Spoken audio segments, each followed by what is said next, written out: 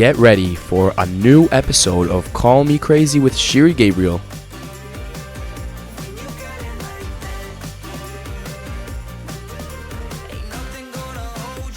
Hello, my friends. Welcome to another episode of Call Me Crazy with Shiri Gabriel. And today I have one of the most special guests I've ever had. I had a very special one once, and now there is another very special one. My son Yoav. And it's a pleasure to have him here. We're going to have a very candid, open, and very insightful conversation about what it's like to be a 22-year-old with no boundaries, no fear, and with lots of passion for life. So, Yoav, welcome. Tell us a little bit about you. Yeah. So, over to you. Thank you. Thank you for having me. My name's Yoav, for those of you who don't know me. I'm the oldest of four, and right now I just actually finished university in May of this year. I was studying business there. So graduated after 4 years, did a few internships, and was very focused on finance throughout my time there. And then after I quit, I started working at CIBC, one of the bigger banks here in Toronto. And just after a few months, I kind of felt like it wasn't for me. Quit, actually. It was supposed to be a year program. So quit after 4 months there. And then, with some, discussions. But quit there, and now, figuring things out. Okay, wait, I'm Yeah. going to stop you there. That's Yoav in a nutshell. Very proud of you, and you're very humble, finishing your BBA with honors and landing that job, securing that job at CIBC very early on. Very, very proud of you. What you've done is somewhat unusual. People would call you crazy, and this is why, obviously, I want to have you here. A lot of people. So let's backtrack a little bit with your decision. Let's start from your decision to go to BBA, to finish really and do your business degree. So what got you through that? And then we're going to talk about what happened after that. But let's talk about that decision and you finishing and graduating BBA with, as I said, with honors. Very proud.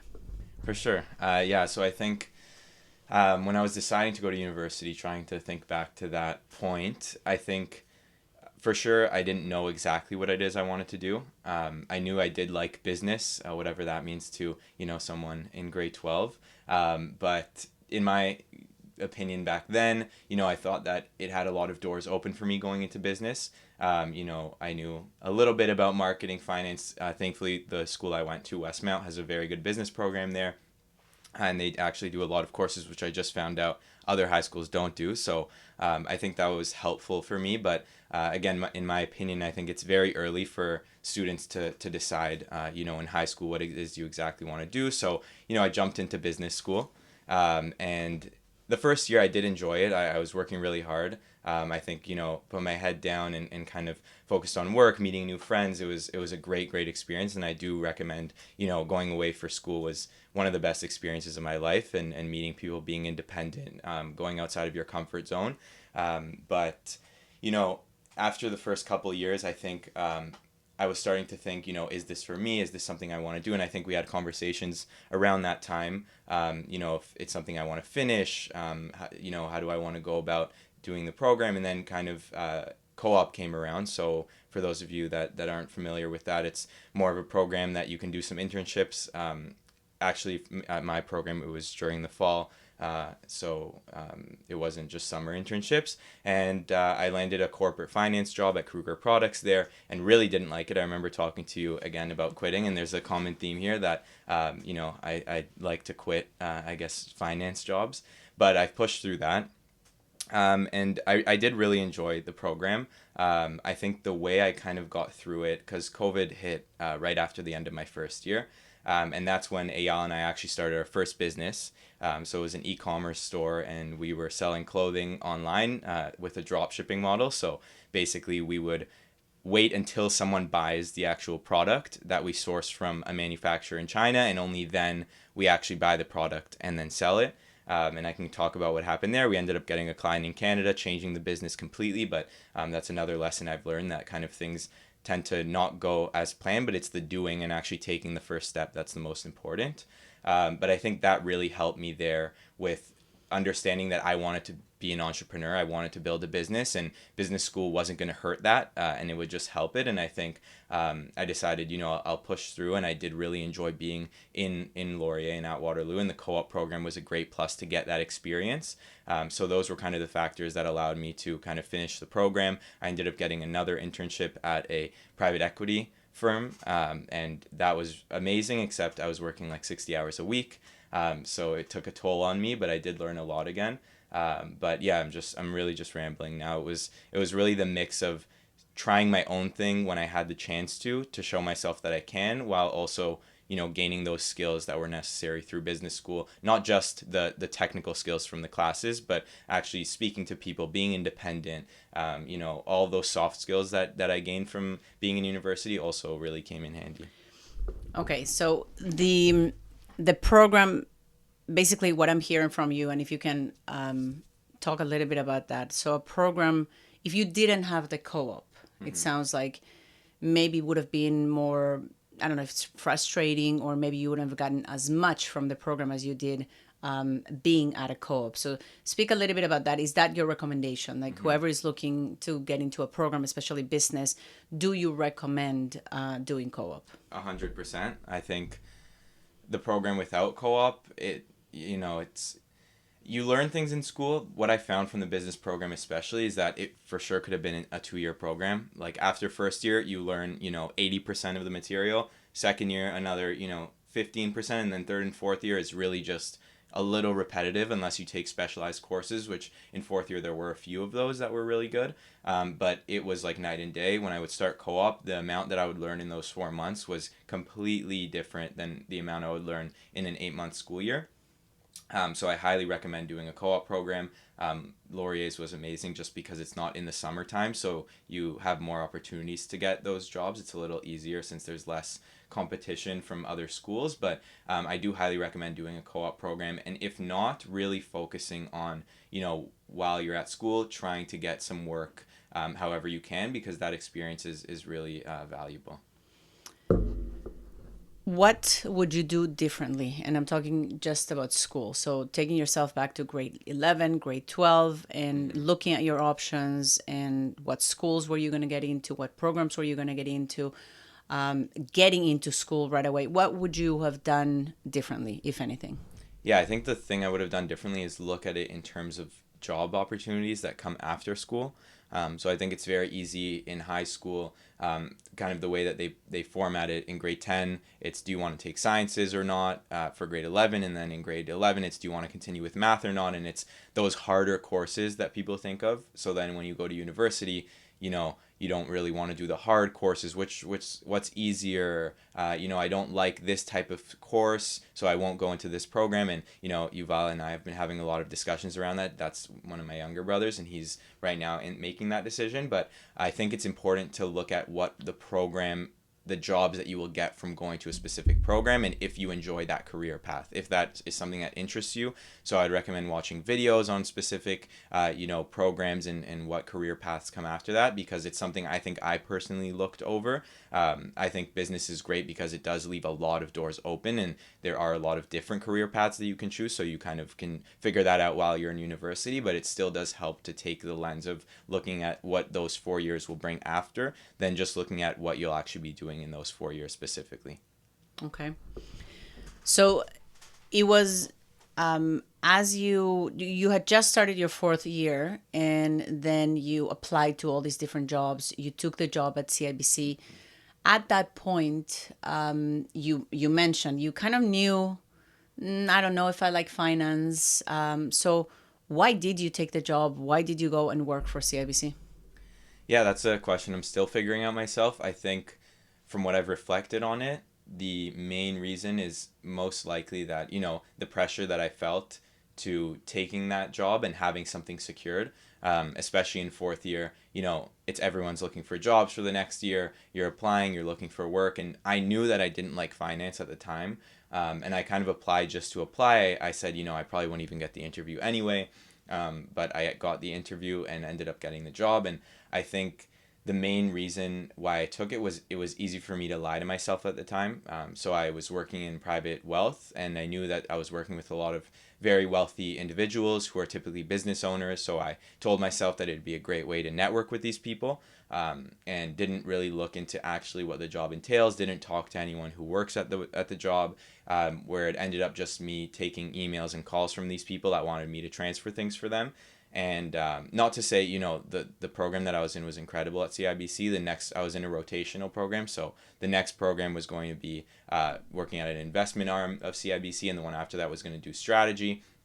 So, it wasn't just that work that I was doing those 4 months. And the reason I decided not to continue with that, there's reasons we can get into there. But just to stick on to the question you asked, I think it was really because of, I think, the pressure I felt on myself, not pressure from anyone else. There's no one telling me, oh, you have to do this, you have to do that. I think it was on myself to say, I worked so hard. I got this job at CIBC. It's CIBC. It's a good company. It's a great job. I'll get experience while ignoring what I knew deep down in my gut, that, this probably wasn't something that I would be enjoying on the day to day.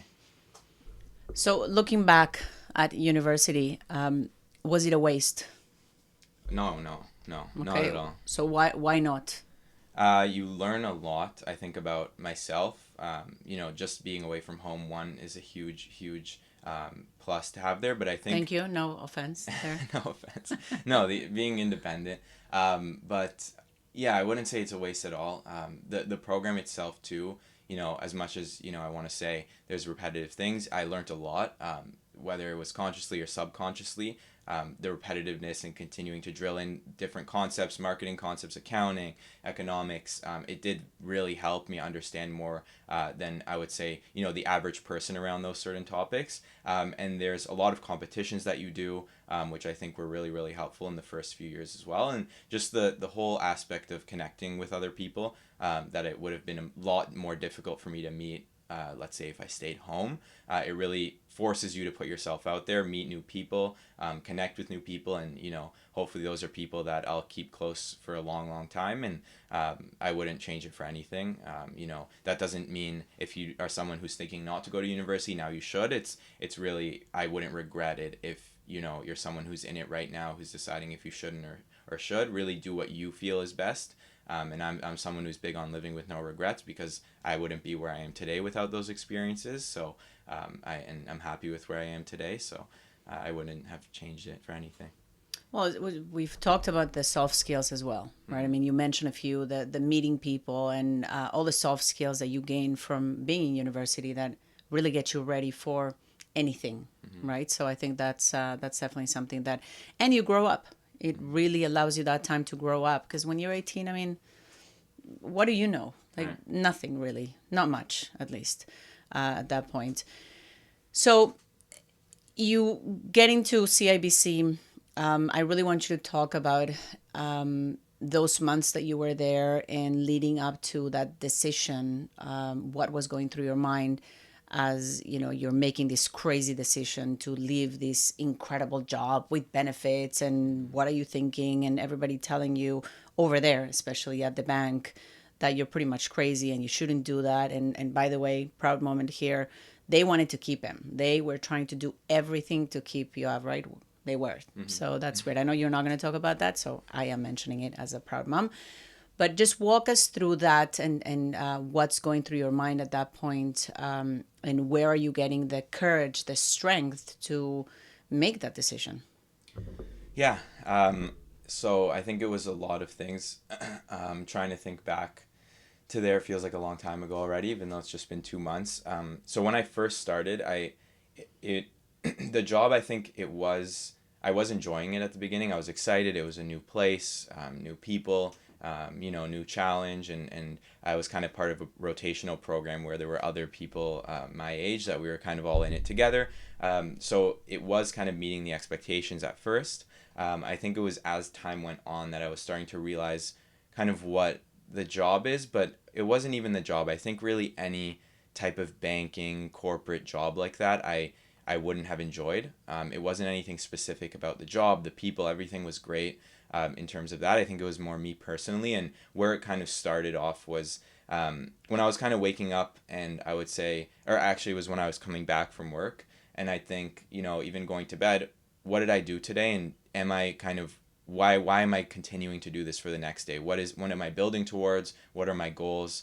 Where do I want to be? And is this helping me kind of learn new things each day and build toward where I want to go? And it kept feeling like that answer was no at the time. And still now I'm happy with my decision, but we can kind of talk more about that after. I really think that it came from that, and really asking myself, what do I want to do, and is this the path I want to go on? And I just didn't feel like it was something that was right for me at the time. I think, where I wanted to go wasn't in that world.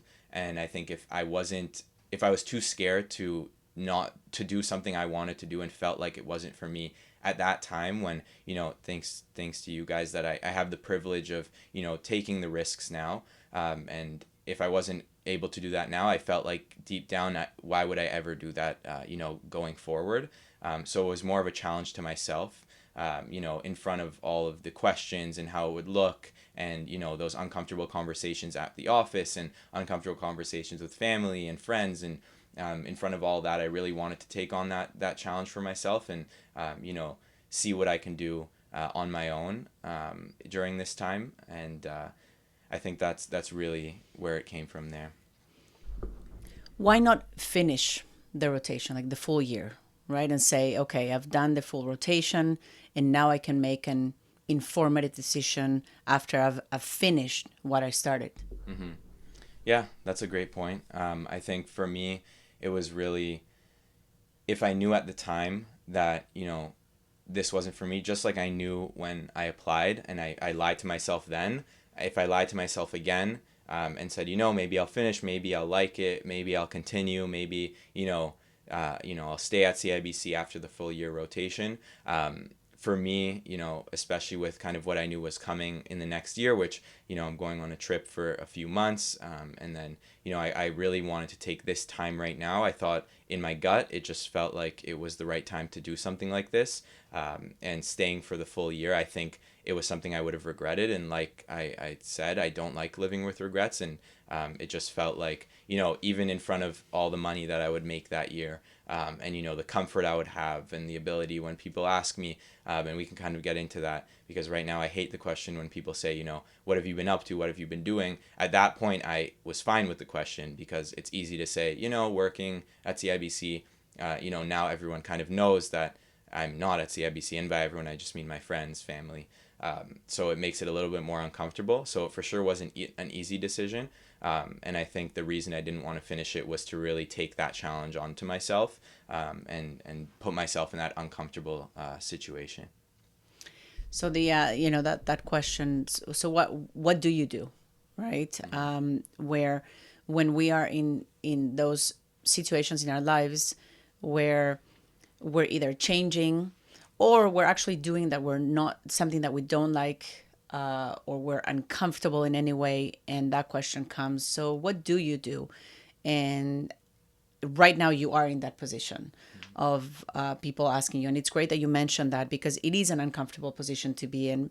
But I do want you to talk a little bit about, what do you do? What are you doing now? You have gained a lot of skills as an entrepreneur in a very short time. So I do want you to talk about that. I want you to talk about what it's like to be a young entrepreneur who's quit his job, who has a degree in business, and is now taking that time, as you said, and that opportunity that you don't think you'll get it eventually, to do right now what you want to do. So what do you do? What are you telling people? And tell us, what is it that you're doing? What do you want to create right now? Mm-hmm. No, for sure. I think when you say, what am I telling people? I usually just say figuring it out. And then if people, want to dig more, then I can kind of go into more detail. But the question is, it's really that. I mean, the answer is really that. It's figuring it out. So, I have learned a lot these past few months, in terms of how to build a business, and tackle a specific problem or idea. It's been a mess. It has been very messy. But I think the number one thing I've learned is really how to fail, and how to fail fast. So Ayala and I have been at this together, for those of you that don't know. And really how it looks, if I can make it at a high level, it's a big cycle. A cycle of starting off with an idea, which is incorrect, and I can go more into that after. You really want to start off with a problem and tackle that problem. But we start off with a problem or idea, and then we kind of build hypothesis around that and what we need to figure out to make sure that this is something that can actually work and become a viable business, which usually involves talking to as many people as you can that are going to be your potential customer. And that's the number one skill I've learned is you just need to talk to people. That's 90% of being an entrepreneur, is talking to everyone, not just sitting in your own room. And we wasted a lot of time with Komodo, the business that the three of us were doing last year. We wasted a lot of time thinking we were being entrepreneurs, but really just sitting in our room and coding an app, not talking to anyone. So most of my week, honestly, is involved in talking to the customers that we're looking at that time, or the ideal customer profile, the ICP. So we build an ICP, we go out and talk to them. Usually we aim to talk to 20 before we start building any conclusions. But I can kind of go through that whole process of kind of what it looks like. And for those of you that are interested in this topic, I'd recommend reading the Lean Startup. So that's the methodology we use.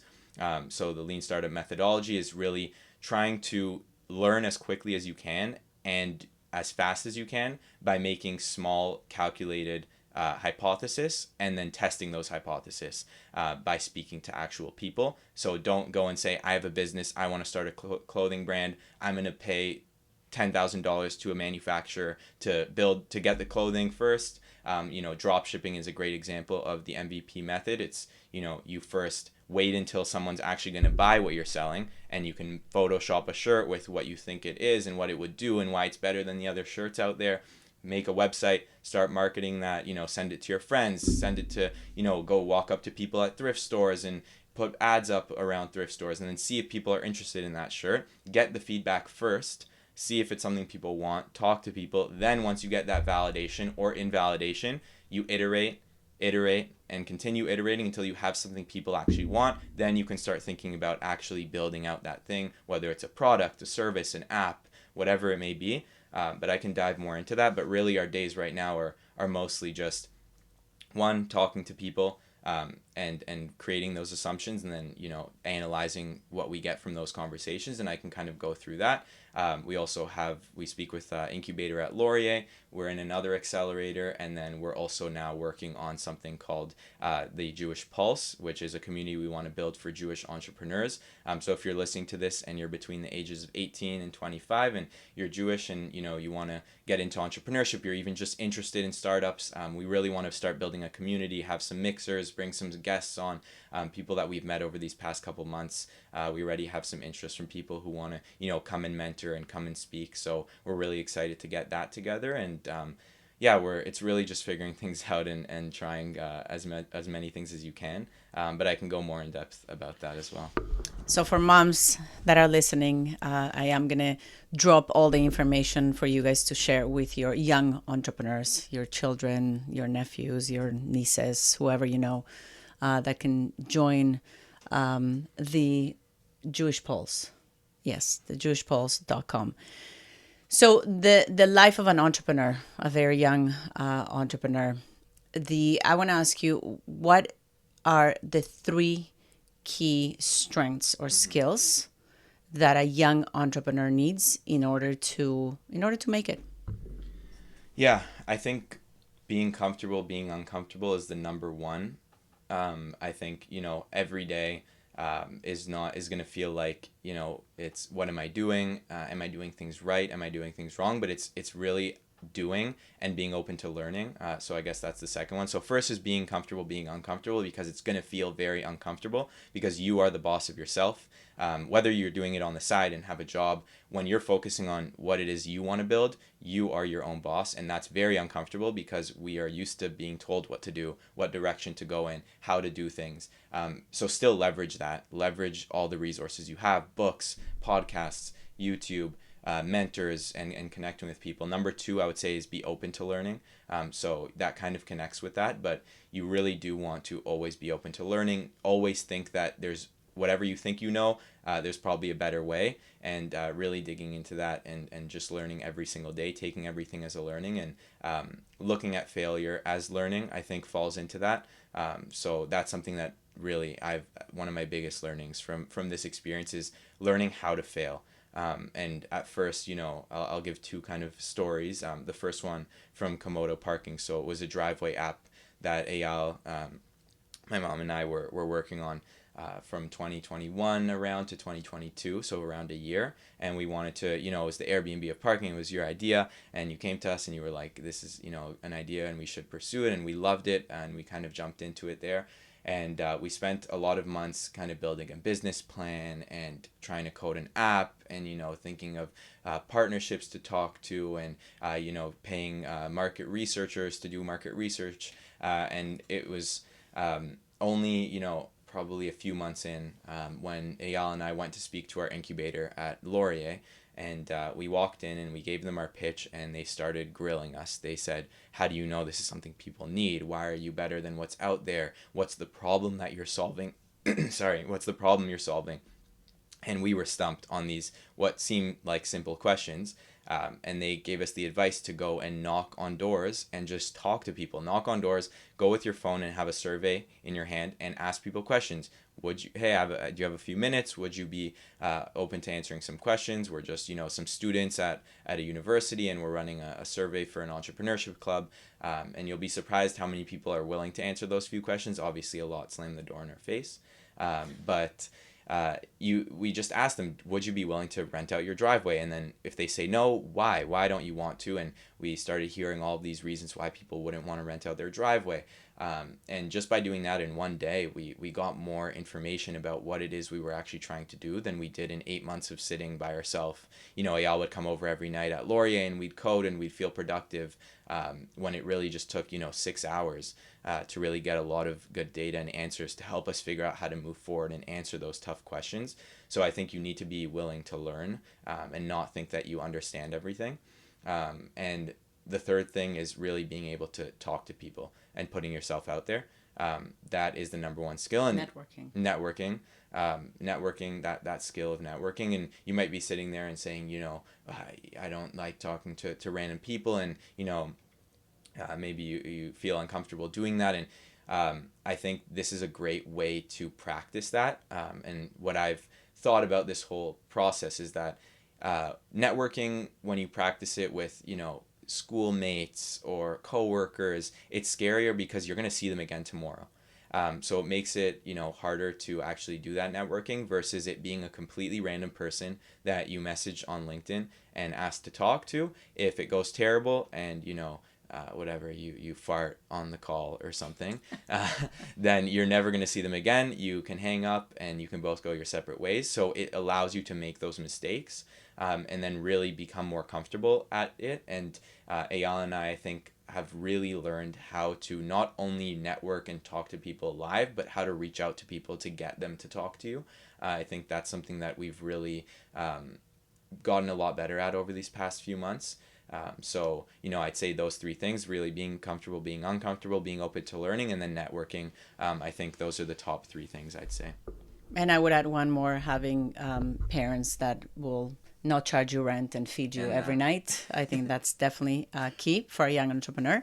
Networking is, I'm so proud of you guys. I mean, that I always talk about networking. I teach networking, I preach networking, and most people more mature than you have no idea how to network. And the fact that you guys have mastered that, literally mastered that, and they say your network is your net worth.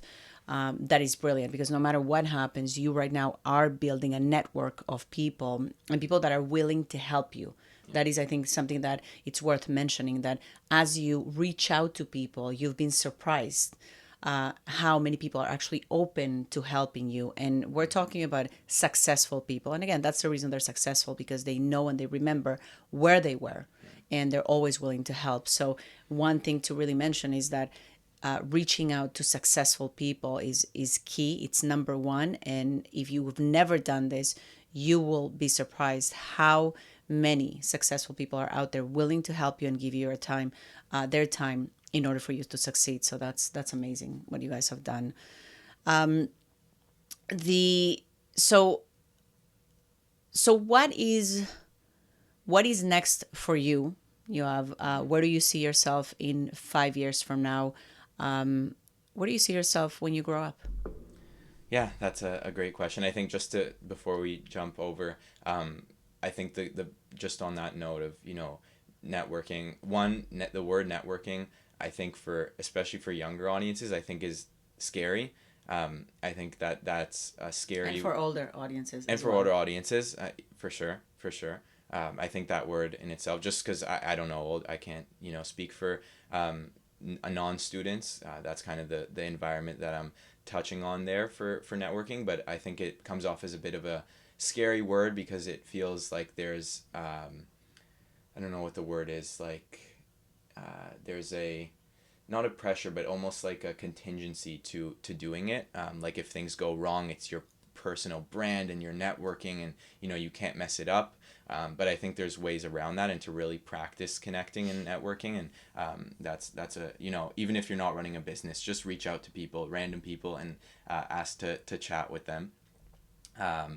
But yeah, just to touch on that, the first group that we were targeting was a solution for founders, and I think one of the main reasons we did that and what we kept on saying was, if this doesn't work out, which it probably won't, we are connecting with a bunch of founders. So we reached out to hundreds of founders, had dozens and dozens of calls, and met people who now advise us for free, which is incredible. So they really see that ambition, and they're willing to help. And I just had a call with someone the other day who he charges hundreds of dollars for advising and calls, but they're willing to help if you just put yourself out there and not be intimidated. They really like seeing that, and we got connected with an accelerator that we're working with now, who we've met a guy there who's incredible. So it's really just doing, and again, that's the lesson there. But in terms of your question now, where do I see myself?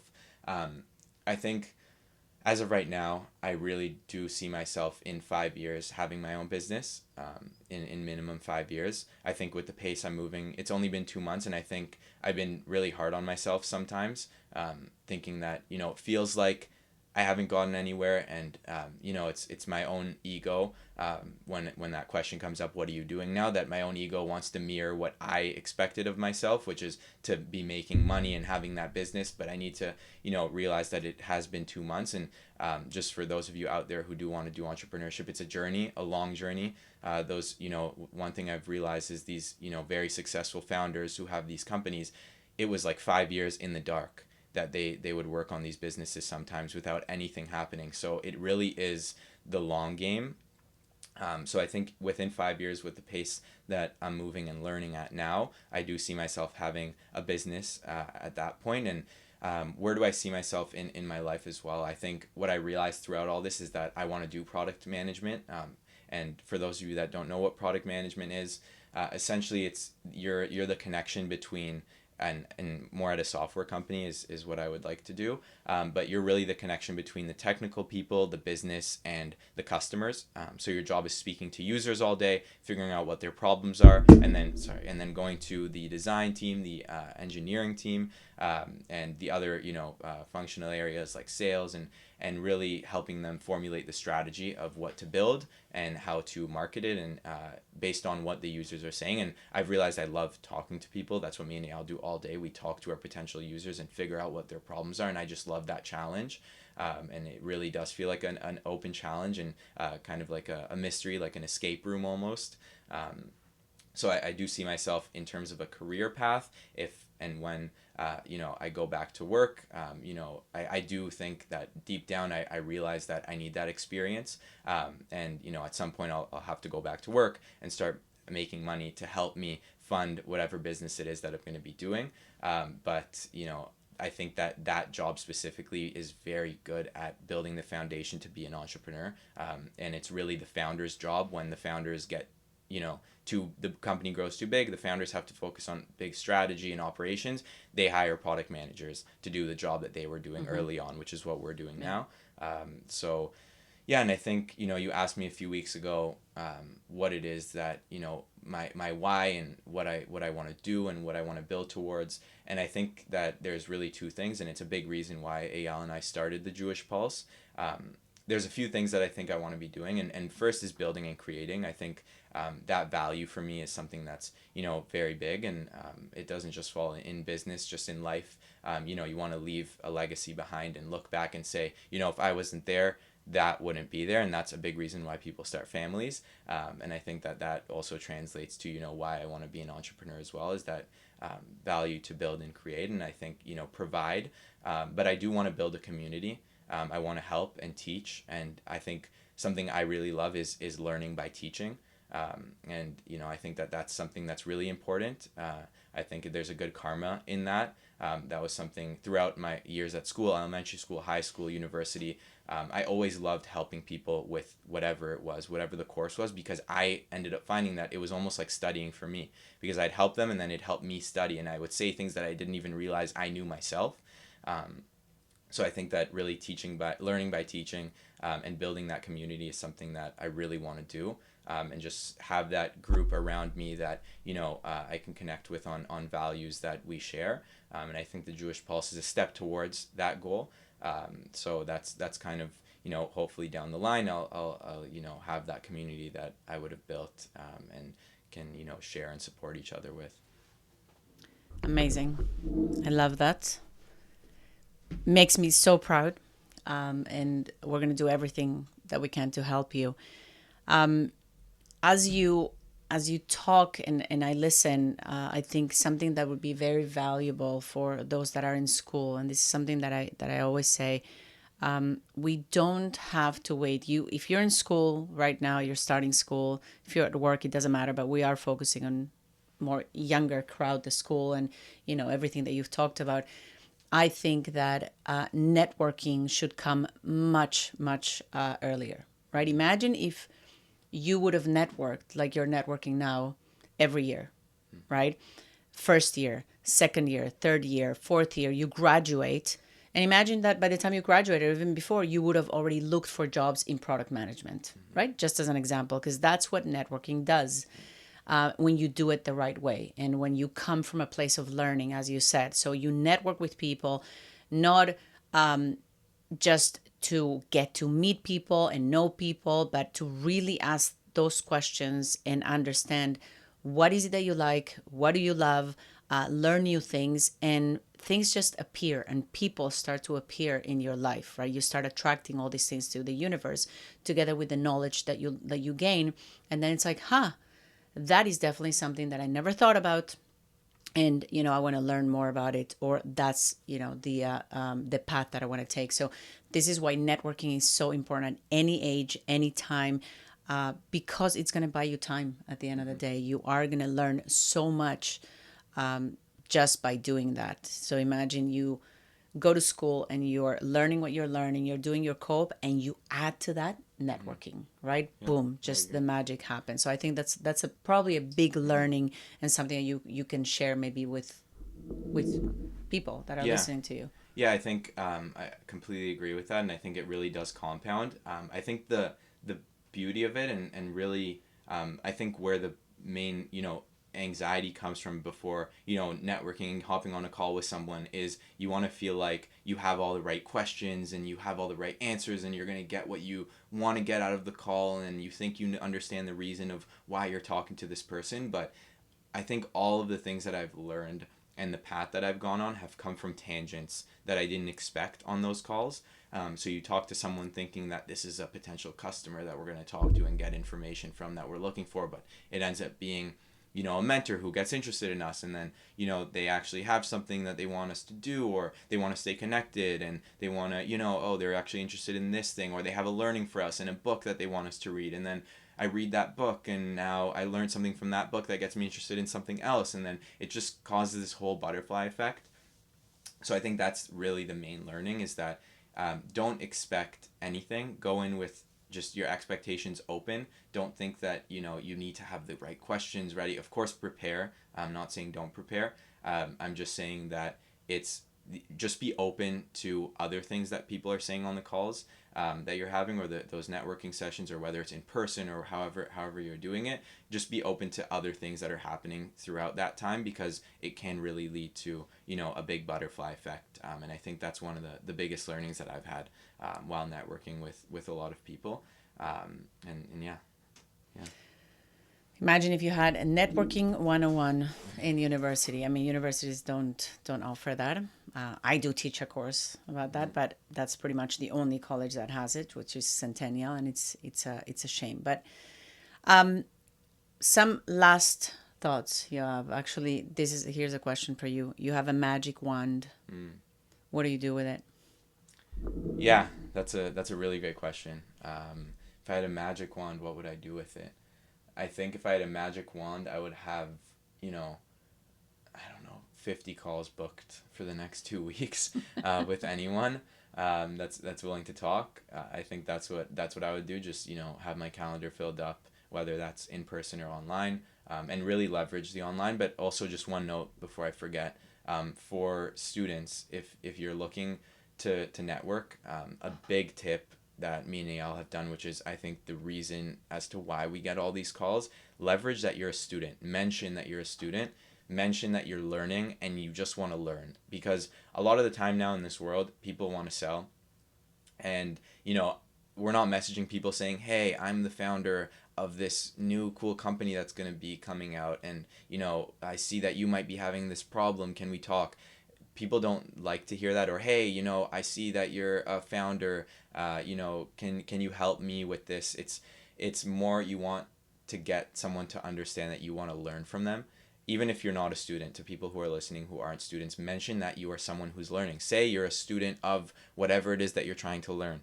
Use that word, use learning, and say, hey, this is me and Eyal's typical message to people. It's, hey, my name's Yoav. I'm a university student at Laurier, and I'm part of, an entrepreneurship club there. And, I'm really interested in your experiences, and I think you can provide great insights that I'd love to learn from. If you have 15 minutes to talk, that would be, I'd be extremely grateful. So really, people love to share, and people love to talk about themselves. So if you make it seem like you're trying to talk to them and sell them something, that's never going to work. Just go at it with the lens of that you want to learn.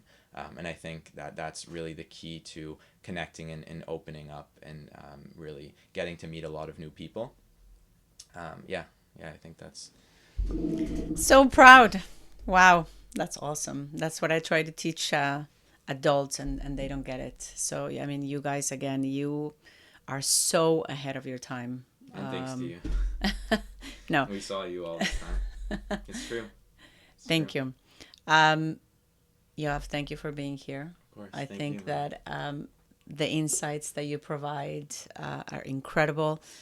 I've been called crazy from other parents and moms. It's like, what are you letting him do that? And what's wrong with you? And you should push him, and they need direction. And he had such a great job. And so, but we think differently, and we will support you always in everything that you'll do. And I agree with you.